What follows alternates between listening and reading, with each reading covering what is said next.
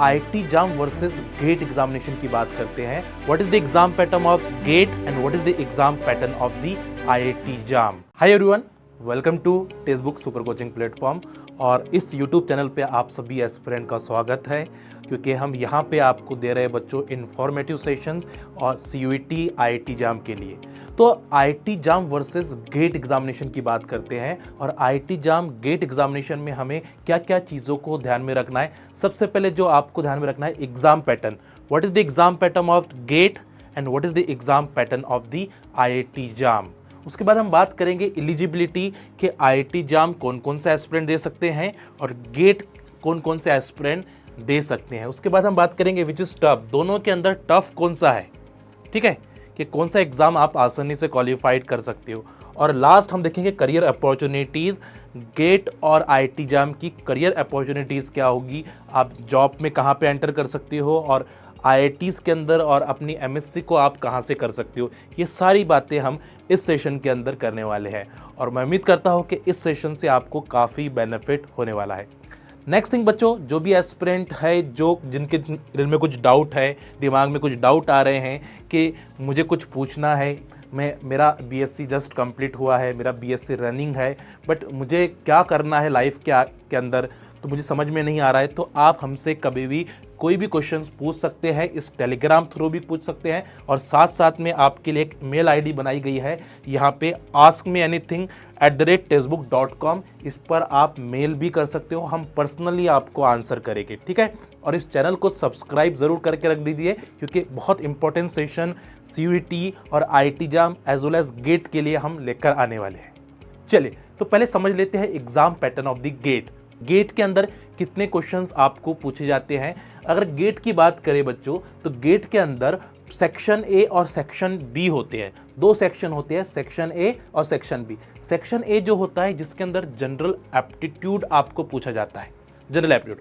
और section B जो होता है इसमें टोटली आपका सब्जेक्ट होता है। अगर आप केमिस्ट्री से है तो केमिस्ट्री होगा, अगर आप फिजिक्स से है तो फिजिक्स होगा, अगर आप मैथ्स से हो तो मैथ्स होगा, ठीक है। और अगर आप बायोकेमिस्ट्री या बायोटेक्नोलॉजी या बायोलॉजी से है तो आपकी बायो होगी।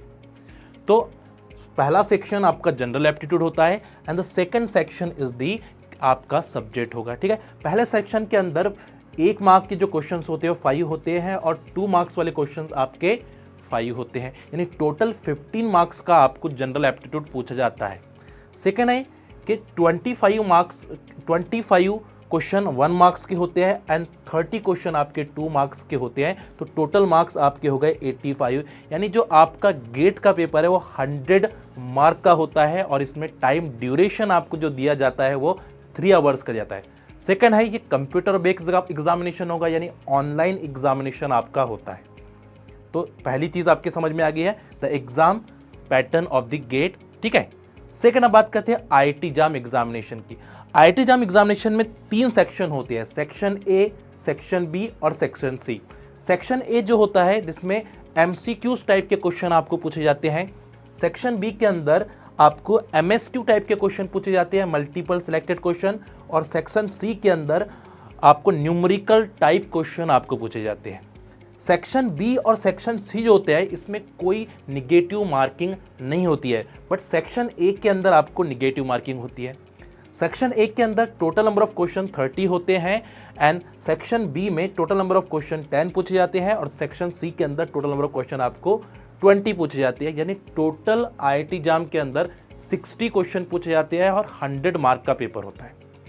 60 क्वेश्चन होते हैं और 100 मार्क्स का आपका पेपर होता है, ये आपके सामने दिया गया है।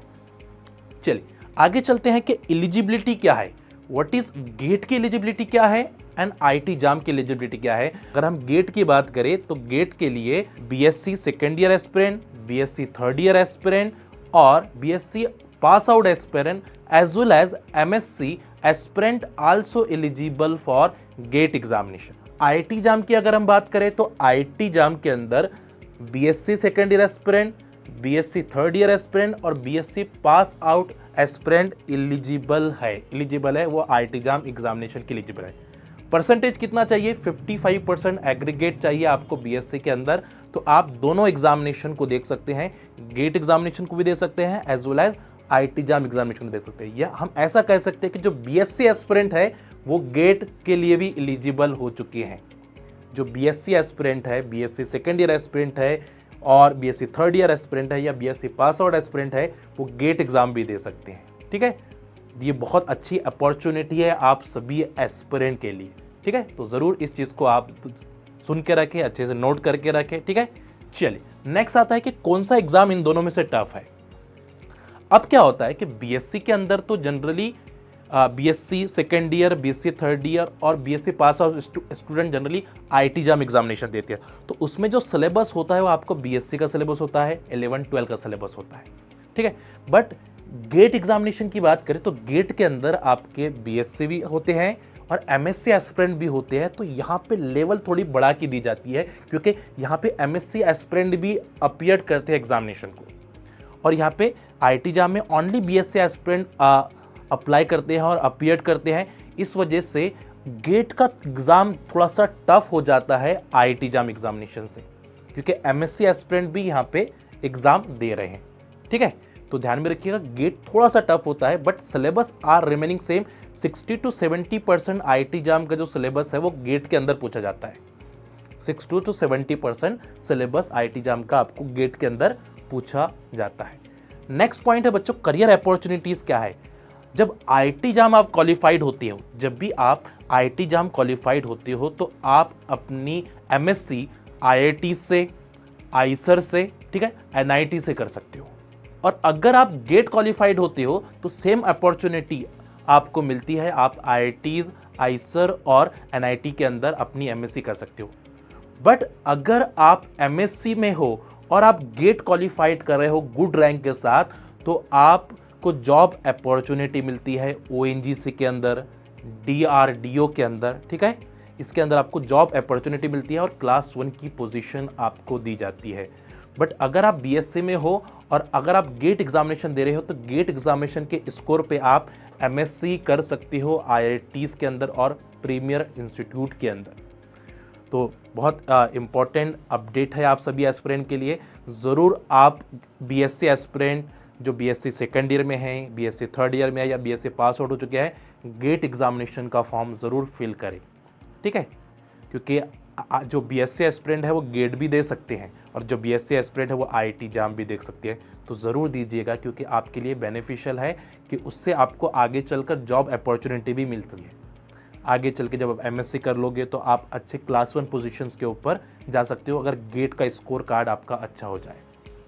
ठीक है, अब इसके अलावा अगर आपके दिमाग में कोई भी डाउट आता है तो आप इस टेलीग्राम के ऊपर ज़रूर पुट कर दीजिए।